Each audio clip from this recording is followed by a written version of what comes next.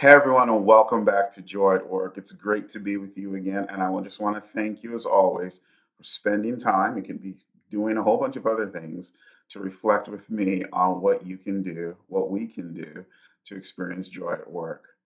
Sad that the Super Eagles didn't win AFCON, but they made it to the finals, and there's that. So good for them and happy for that. Now it's about Arsenal winning the Premier League. We'll see how that plays out.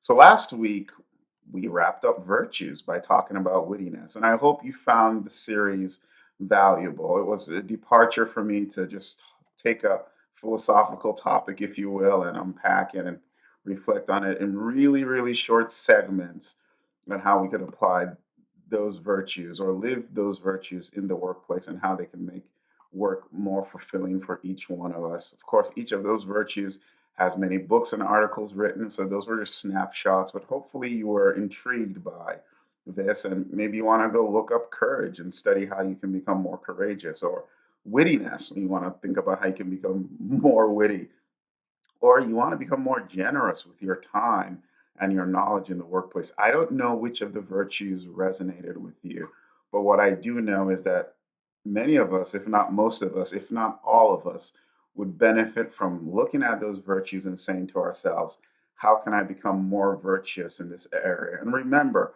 we become more virtuous by acting virtuously. This isn't an intellectual academic exercise where you sit on the sidelines and say, I'm going to be more courageous. I'm going to be more courageous. And then don't act courageously. If you want to become more courageous, you must take the steps. You must be courageous. And it can be difficult.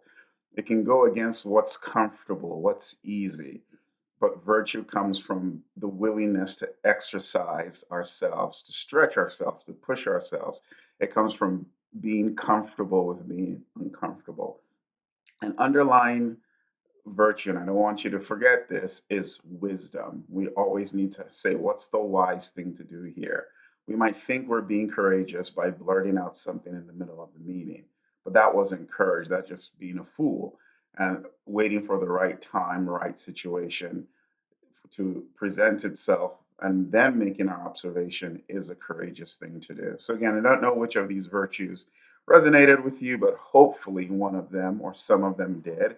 And you're going to think about them and think about how you can strengthen them and deepen them for yourself. Because I do think there is benefit to living virtuously.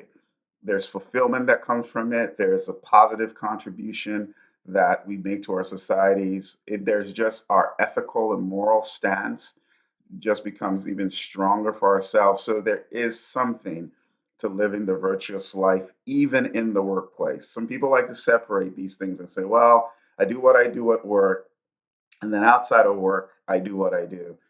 I'm here to just challenge you to say, like, living the virtuous life in the workplace is something we should all strive for. We should all aspire to, because I do believe it creates a better experience for us. Hey, it actually helps create joy at work. So, again, thanks for following along in this series. We'll be back next week. I'll be back next week with something brand new to share and talk about. I don't know where we're going to go, but I think it'll be fun. All right, until then, stay safe, be well. Don't forget to subscribe to this channel. Don't forget to share with somebody that will benefit from it. You'll be helping somebody out. See you later. Bye.